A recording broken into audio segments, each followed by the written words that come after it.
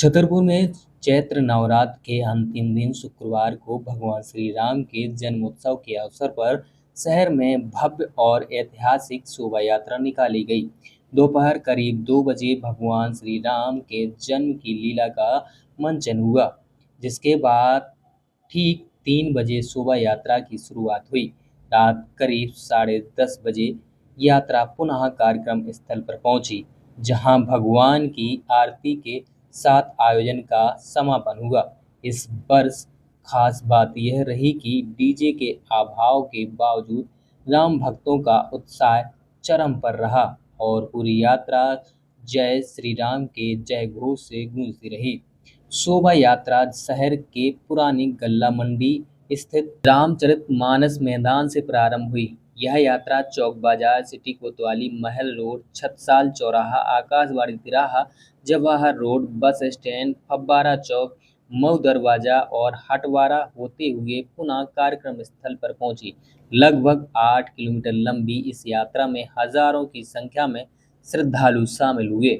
यात्रा की अगवानी प्रताप नवयुवक संघ द्वारा तैयार किए गए लालबाग के राजा भगवान श्री गणेश की आकर्षक झांकी ने की। इसके बाद भगवान श्री राम, माता सीता और लक्ष्मण की सजी झांकियां श्रद्धालुओं के आकर्षण का केंद्र रही। पूरी यात्रा में धार्मिक उल्लास, भक्ति और अनुशासन का अद्भुत संगम देखने को मिला। इस वर्ष की शोभा यात्रा में महिला शक्ति की विशेष भागीदारी देखने को मिली।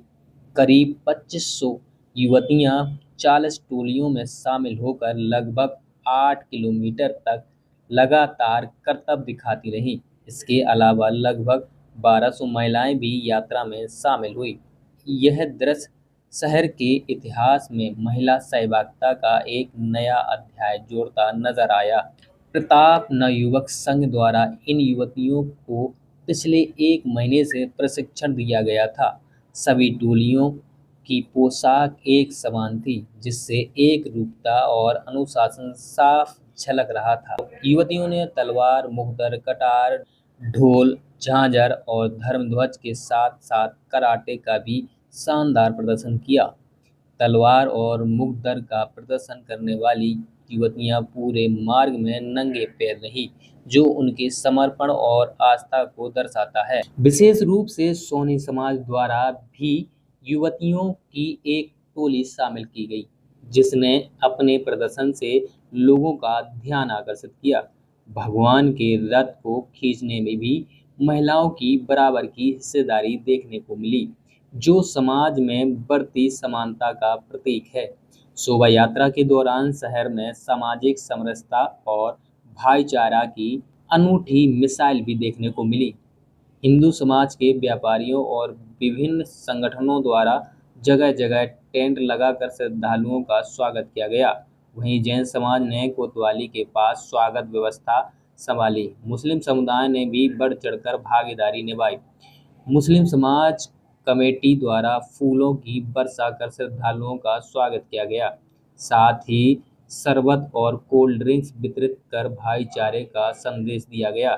शहर में कुल 82 स्थानों पर स्वागत पंडाल लगाए गए, जहां चना शरबत, ककड़ी, केला, संतरा, हलवा, जलेबी, बालूशाही, पानी के पाउच और आइसक्रीम सहित अन्य सामग्री वितरित की गई। शोभा यात्रा के दौरान शहर की यातायात व्यवस्था में भी बदलाव किया गया। दोपहर करीब 3 बजे से 9:30 बजे तक नौगांव, सागर और पन्ना मार्ग पर आवागमन बंद रखा गया। विशेष शोभा यात्रा निस्वार्थ रूप से निकल सके, पुलिस और प्रशासन पूरी तरह मुस्तैद नजर आया। वहीं यात्रा के पीछे फैल रहे कचरे और प्लास्टिक की सफाई के लिए नगर पालिका ने तत्परता दिखाई। 3 शिफ्टों में करीब 350 कर्मचारी सफाई कार्य में जुटे रहे, जिससे शहर की स्वच्छता बनी रही।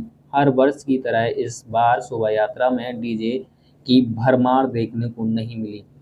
समिति द्वारा इस बार डीजे पर प्रतिबंध लगाने का निर्णय लिया गया था, जिसका व्यापक असर देखने को मिला।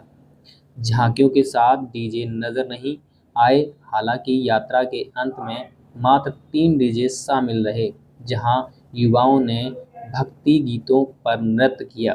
पिछले वर्ष जहां करीब 50 डीजे शामिल हुए थे, वहीं इस बार पारंपरिक वाद्य यंत्रों जैसे ढोल, नगाड़े और बैंड को प्राथमिकता दी गई। इससे धार्मिक माहौल और अधिक शुद्ध और अनुशासित बना रहा।